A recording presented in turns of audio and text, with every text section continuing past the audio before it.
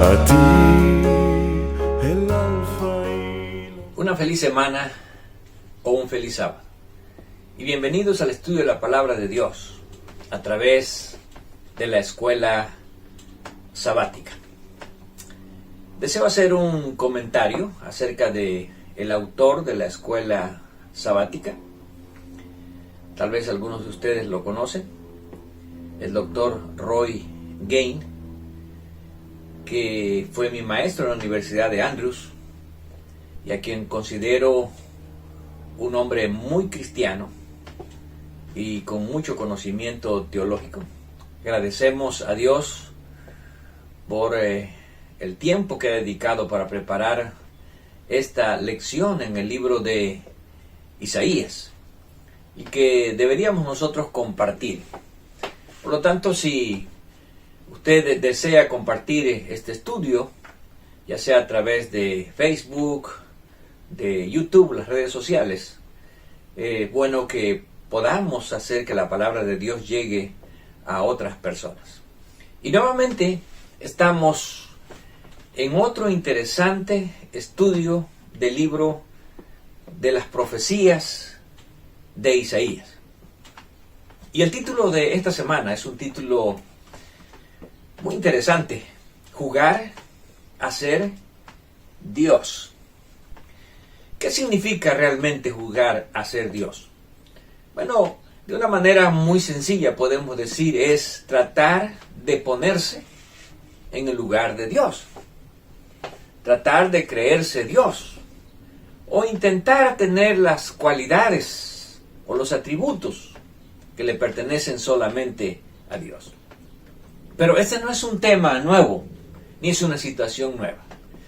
Sabemos que el origen del pecado en el cielo tuvo precisamente como razón, como causa, el querer ser igual a Dios, el querer ocupar el lugar de Dios, el querer tomar los atributos de Dios.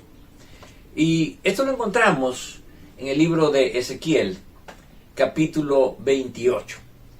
Ahora es interesante notar que en la Escritura, a menudo cuando se quiere hablar de cierto personaje, se utilizan ciertas figuras del lenguaje. O podemos decir que se toman personas humanas para personificar a otros personajes, como vamos a ver aquí en el libro de Ezequiel y en el libro de Isaías. ¿Por qué? Porque algunos seres humanos precisamente reflejamos el mismo espíritu que reflejó el gran engañador, aquel que por primera vez quiso ser igual a Dios allá en el cielo. Y por tener esas mismas pretensiones, entonces algunos seres humanos son usados como figuras para representar al autor de la arrogancia, al autor del orgullo, que en este caso encontramos que es Lucifer, que luego se convierte en Satanás. Y en el capítulo 28 del libro de Ezequiel, nosotros encontramos que comienza este libro con la siguiente declaración: Di al príncipe de Tiro, así ha dicho Jehová el Señor, por cuanto se enalteció tu corazón.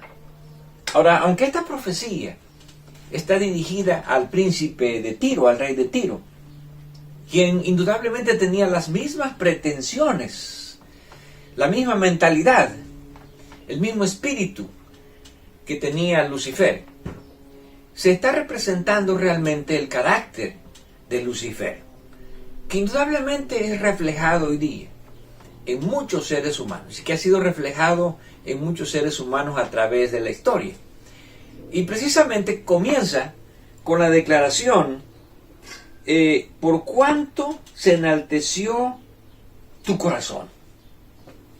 El querer ser igual a Dios, el querer llamar la atención como si uno fuera Dios, es un problema que ha permeado la historia de la humanidad. Y aquí tenemos al rey de Tiro con las mismas pretensiones. Ahora, ¿qué es lo que el rey de Tiro dice? Yo soy un Dios. En el trono de Dios estoy sentado en medio de los mares. Siendo tú hombre y no Dios, has puesto tu corazón como corazón de Dios. En la historia de la humanidad, nosotros encontramos que muchos reyes de la antigüedad se representaban o se presentaban ellos mismos como dioses. Algunos, como los egipcios, los reyes egipcios creían que los dioses se encarnaban en ellos, por lo tanto debían de ser adorados como Dios. Y eso no solamente ocurrió en Egipto, también lo vemos en Babilonia, también lo vemos en Roma, lo vemos aquí en Asiria y en muchos otros pueblos, tratando de ocupar el lugar que solamente le pertenece a Dios. Ahora, ¿cuáles son las causas por las que una persona, un individuo, puede llegar a corromperse y creer que es Dios, o tratar de tomar los atributos o de ponerse en el lugar de Dios? Y aquí vemos en el versículo 4, con tu sabiduría y con tu prudencia has acumulado riquezas y has adquirido oro y plata en tus tesoros. Aquí podemos ver que para algunas personas la sabiduría es la capacidad de poder resolver problemas, de poder tener ganancias, de poder acumular riquezas, la habilidad de poder hacer negocios, o como presenta aquí el libro de Ezequiel, de hacer contrataciones. Y esa habilidad puede llevar a algunas personas a pensar que son superiores a los demás, por el hecho de que ahora pueden tener esa habilidad de poder adquirir fácilmente bienes materiales, de poder acumular bienes materiales. Y entonces veamos en el versículo 5 donde se atribuye la segunda característica: con la grandeza de tu sabiduría, en tus contrataciones has multiplicado tus riquezas, y a causa de tus riquezas se ha enaltecido tu corazón. Así que primero viene el hecho de tener la habilidad en las contrataciones, de poder negociar, de poder adquirir riquezas. Y después viene el orgullo a causa de la riqueza. ¿Por qué? Porque las riquezas hacen sentir a las personas que no son iguales a otros. Porque las riquezas hacen sentir a las personas que son más que otros, que valen más que otros, que tienen más poder que otros. Y eso lleva al orgullo, eso lleva a la arrogancia. Ahora encontramos que esas mismas características se atribuyen también aquí a Lucifer, quien es representado a través del rey de Tiro. Y dice el versículo 12: Hijo de hombre, levanta endechas sobre el rey de Tiro y dile: así ha dicho Jehová el Señor, tú eras el sello de la perfección, lleno de sabiduría y acabado de hermosura. Aquí hay tres características que se atribuyen a Lucifer, al querubín. En primer lugar, tenía mucha sabiduría. En segundo lugar, era perfecto en todo. Y en tercer lugar, estaba acabado en hermosura, o terminado en hermosura. Ahora, cuando un individuo llega a tener estas características, es inteligente, es capaz de poder negociar y poder hacer mucho dinero, es perfecto físicamente. Lucifer era perfecto físicamente, y además de eso es hermoso. Ahora, esas fueron las tres características que Dios había atribuido, que Dios había dado a Lucifer, pero en lugar de que él las usara para glorificar a Dios, para darle gracias a Dios, él las utilizó para exaltarse a sí mismo y querer ser igual a Dios. Y normalmente encontramos en el versículo 16, a causa de la multitud de tus contrataciones, fuiste lleno de iniquidad y pecaste. Ahora, cuando se habla aquí de que Lucifer tenía o era hábil en sus contrataciones, significa que la relación que él tenía con los demás ángeles y la admiración que tenía a los demás ángeles le hizo creer que él era o que debería estar en el mismo lugar de Dios. Ahora, ¿por qué razón? Porque aparentemente Lucifer fue el primer ser creado. Y los ángeles que fueron creados después lo conocieron a él como el que lideraba las huestes angelicales. Y de esa manera lo admiraban. Sin embargo, él llegó a creer que ese respeto por la buena relación que tenía con los ángeles lo hacía a él estar o que él debería de ocupar el mismo lugar de Dios. Y luego encontramos en el versículo 17, se enalteció tu corazón a causa de tu hermosura, corrompiste tu sabiduría a causa de tu esplendor. Así que la hermosura, la belleza física, también pueden llevar a muchas personas al orgullo. Pueden llevar a personas a que crean que pueden exaltarse de la misma manera en que se debe de exaltar a Dios. Ahora, ¿a dónde conduce el orgullo? ¿A dónde conduce la arrogancia? ¿A dónde conduce el orgullo, el ensalzamiento? Y encontramos en el versículo 18, con la multitud de tus maldades y con la iniquidad de tus contrataciones, profanaste tu santuario, yo pues saqué fuego de en medio de ti, el cual te consumió. Aquí encontramos que el orgullo, el querer ser igual a Dios, o el querer tener atributos de Dios, o querer tener la admiración de otros hacia uno, puede llevarnos a pecar. Y al pecar, el texto dice, corrompemos nuestro santuario. En otras palabras, nos corrompemos a nosotros mismos, nos corrompemos espiritualmente. Y de esa manera nos destruimos a nosotros mismos. ¿Por qué? Porque Dios dice, yo saqué fuego de en medio de ti. En otras palabras, tú mismo te destruiste a causa de tu corrupción. Ahora, esta misma figura, esta misma imagen, la podemos encontrar también en el libro de Isaías.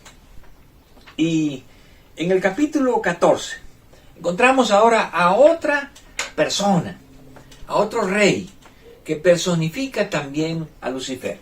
Ahora ya no es el rey de Tiro, ahora es el rey de Babilonia.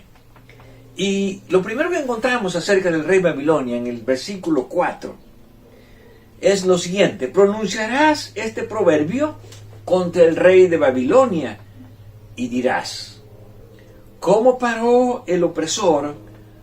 ¿Cómo acabó la ciudad codiciosa de oro?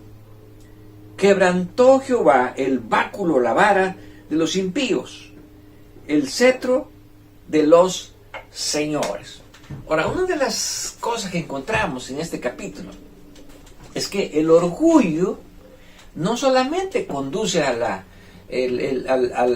vanagloria, no solamente conduce al hecho de querer ser igual a Dios o querer tener los atributos o la admiración o aún la adoración que solo le pertenece a Dios, sino también el orgullo conduce a la opresión. Como vemos aquí, tanto el rey de Babilonia como la misma ciudad y el imperio de Babilonia se convirtieron en opresores de las personas. Por lo tanto, podemos decir que el orgullo arranca de nosotros el buen sentimiento hacia los demás. Arranca de nosotros la piedad, la misericordia hacia otros, y en lugar de eso pone en nosotros un espíritu de opresión hacia otras personas. Ahora, en este capítulo nosotros encontramos que ahora el rey de Babilonia, en este caso sería Nabucodonosor, representa o personifica también a Lucifer. ¿Por qué? Porque tiene las mismas pretensiones. Así como el rey de Tiro quería ser igual a Dios o quería ser considerado como Dios, encontramos esas mismas pretensiones en el rey de Babilonia. Tú que decías en tu corazón, subiré al cielo, en lo alto, junto a las estrellas de Dios, levantaré mi trono. En el monte de el testimonio me sentaré a los lados del norte. Sobre las alturas de las nubes subiré y seré semejante al Altísimo. Ahora, tal vez para algunos de nosotros pensar en que, bueno, este problema del orgullo, este problema de la arrogancia, es solamente un problema de los poderosos. Como vemos aquí en la antigüedad, un problema de los grandes reyes, como el rey de Babilonia, el rey de Tiro, que tal vez llegó a ser tan poderoso, los reyes de Asiria, los emperadores romanos, etc. Sin embargo, el orgullo y la arrogancia no solamente es un problema de los poderosos, es un problema de aquellos que llegamos a pensar que somos más que otras personas, que valemos más que otras personas, que deberíamos de ser considerados diferentes a otras personas. Y podemos decir que esta forma de orgullo también es un orgullo que destruye la vida espiritual. También es un orgullo que corrompe a las personas. ¿Por qué? Porque en lugar de mirar a Dios y en lugar de concentrarnos en Dios, nosotros nos concentramos en nosotros mismos. Pensamos en nosotros mismos y en lo que otras personas deberían rendirnos a nosotros mismos. Por lo tanto, podemos decir que el problema de la arrogancia, el problema del orgullo, es un problema del ser humano. Y al ser un problema del ser humano, es un problema también mío, de mi persona, donde yo debo de pensar que el creer que soy mejor que otros o que me merezco la admiración de otros, me pone a mí también en la misma posición que estos grandes reyes que querían llegar a ser como Dios y que se ponían como Dios. Pero como ya vimos, esta instigación no es algo que surge entre los seres humanos. Esto tuvo su origen en el mismo cielo, con el mismo Lucifer, que fue el primero que aspiró o el primero que desafió o quiso ocupar el lugar de Dios en el cielo.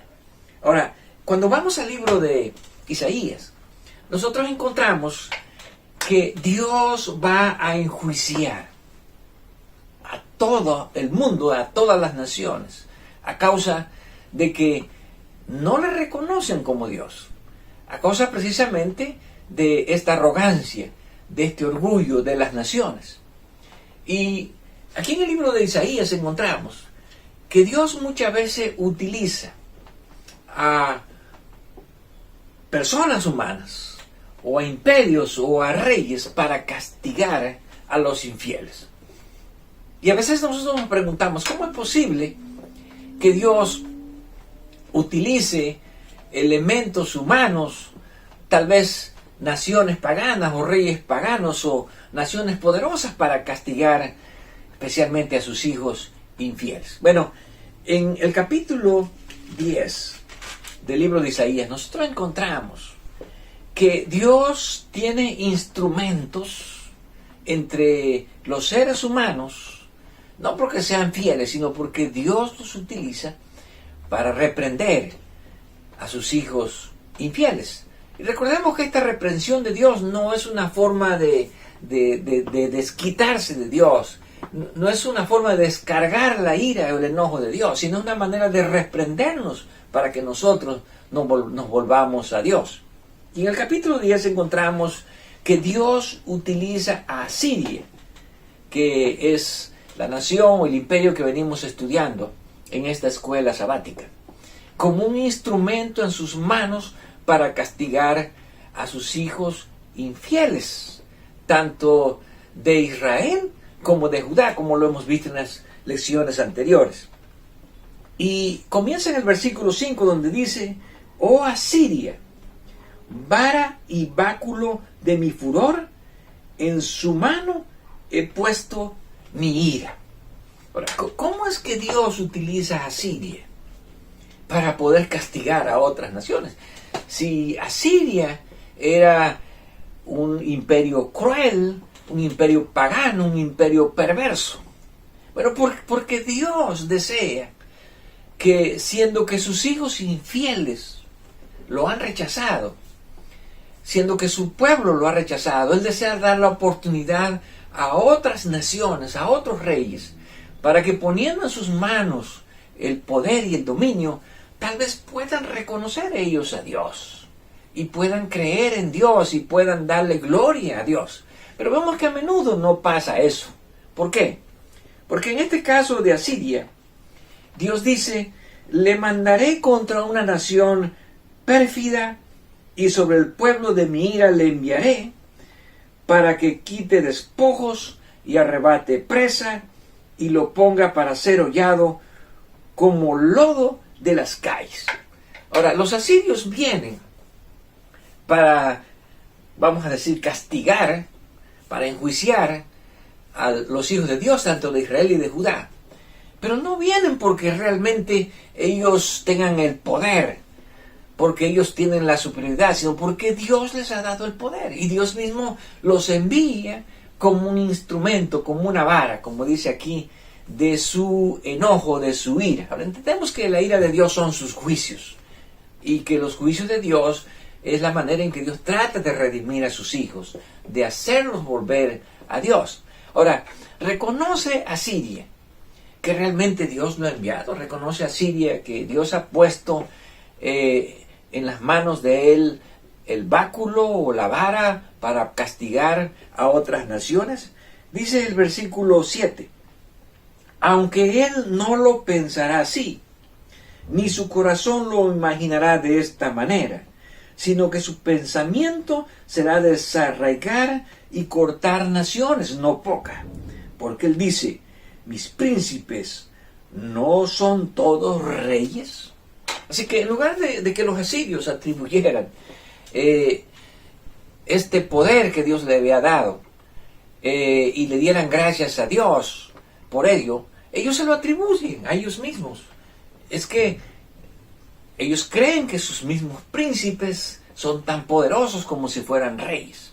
Ahora, el hecho de que Dios utiliza a una nación para poder castigar a sus hijos infieles no significa que esa nación está exenta también de los juicios de Dios.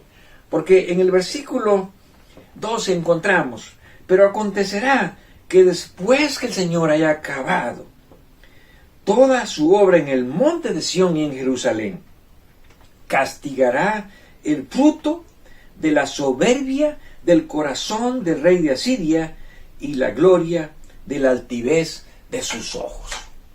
Así que, aunque Asiria es el instrumento de Dios, como Asiria no reconoce también a Dios y se atribuye el poder a él mismo, entonces Dios dice: yo voy a castigar la soberbia de ellos. Lo cual significa que ellos mismos creen que son dioses. Ellos mismos se consideran dioses. Y también la altivez de sus ojos. Lo cual significa que no solamente piensan, sino miran a otros con desprecio. El orgullo lleva a la opresión. El orgullo lleva al desprecio de otros. Ahora, así mismo como Dios utiliza a Asiria, Dios también, ahí encontramos en el capítulo 13 hasta el capítulo 23 del libro de Isaías, que entre las naciones Dios va a destruir también a Asiria. Dios va a castigar a Asiria. Y para destruir a Asiria, bueno, Dios utiliza ahora a otra nación, que es la nación de Babilonia. Así que la nación de Babilonia conquista a la nación de Asiria. Y encontramos que cuando la nación de Asiria es destruida, Entonces son los caldeos ahora los que se convierten en el instrumento de Dios, los que se convierten en esa vara de Dios para poder castigar también a otras naciones. Ahora, Dios espera que también los caldeos o el pueblo de Babilonia lo reconozca como Dios. Y encontramos que precisamente una de las quejas en el libro de Habacuc es que el profeta Habacuc se queja de por qué Dios ha escogido a Babilonia para castigar a su pueblo, para castigar la altivez de su pueblo. Escoge a otro pueblo altivo, como ya vimos. Y Habacuc se queja de que no es posible que Dios use a un impío para castigar a otros impíos. Y encontramos las siguientes declaraciones en el libro de Habacuc. Primeramente en el versículo 6, Dios elige a los caldeos. He aquí, yo levanto a los caldeos, nación cruel y presurosa, que camina por la anchura de la tierra para poseer las moradas ajenas. Formidable es y terrible. De ella misma procede su justicia y su dignidad. Así que Dios dice, ahora ya que elegí a Siria y que castigué a Siria, ahora voy a elegir a Babilonia. Ahora es Babilonia el instrumento en mis manos para castigar las naciones. Y entre ellas se encuentran también los hijos infieles de Dios, ahora en el reino de Judá. Babilonia conquista el reino de Judá y en el año 586 cae la ciudad de Jerusalén. Ahora Habacuc se queja. ¿Por qué Dios permite que unos impíos castiguen a los hijos infieles de Dios, si al final los impíos son peores que los hijos de Dios? Y entonces el versículo 13 dice, muy limpio eres de ojos para ver el mal, ni puedes ver el agravio. ¿Por qué ves a los menospreciadores y callas cuando destruye el impío al más justo que él? Así que para Habacuc, el pueblo de Judá, la nación de Judá, la gente de Jerusalén era más justa que la gente de Babilonia. ¿Y por qué Dios está usando a Babilonia? Bueno, porque Dios también le está dando la oportunidad a Babilonia de que reconozcan a Dios, de que ellos vean que es Dios quien les ha dado el poder para poder conquistar a las naciones. Sin embargo, encontramos que en Isaías capítulo 14, en lugar de reconocer a Dios, Babilonia también se atribuye el poder como si fuera Dios. Por lo tanto, Dios va a elegir a otra nación para que venga y destruya a los caldeos y acabe con el orgullo y la arrogancia del pueblo de Babilonia. Y en Daniel capítulo 5 nosotros encontramos que ahora son los persas y los medos. Ciro, rey de Persia, Darío, rey de Media, en el año 539, vienen y conquistan Babilonia. Y ahora ellos se convierten en los instrumentos de Dios para castigar a otras naciones. De esa manera, vemos cómo Dios cumple su voluntad en quitar y poner reyes, para dar oportunidad a todas las naciones, a todas las personas, de reconocerlo como el único que merece el honor, la gloria, el único que merece la admiración, el único que merece la adoración. Y esta lección también nosotros deberíamos de aprenderla. Por muy sabios que seamos, por muy inteligentes que seamos, por muy hábiles para hacer negocios, por muy capaces que seamos de acumular riquezas, o aún si ya somos ricos, debemos de atribuir todo esto a Dios, porque es el único que se merece la honra, el único que se merece el respeto y la gratitud. No podemos convertirnos en opresores de otros, ni podemos considerarnos nosotros mismos mejores a otros. No podemos permitir que el orgullo, que la arrogancia y que la vanagloria destruyan nuestra vida espiritual, que destruyan nuestro santuario. Por lo tanto, reconozcamos que el único que merece la honra, la gloria, el honor, como los mismos seres celestiales, los ángeles, los querubines y los serafines cantan y adoran a Dios, dándole solo el honor a Dios. Nosotros, como seres humanos, no importa qué posición tengamos, no importa cuánto dinero tengamos o no tengamos, siempre debemos de dar la honra, la gloria y el reconocimiento al Dios, que es el único que se merece el honor y la honra por los siglos de los siglos. Que Dios permita que podamos siempre vivir en humildad delante de Dios. A ti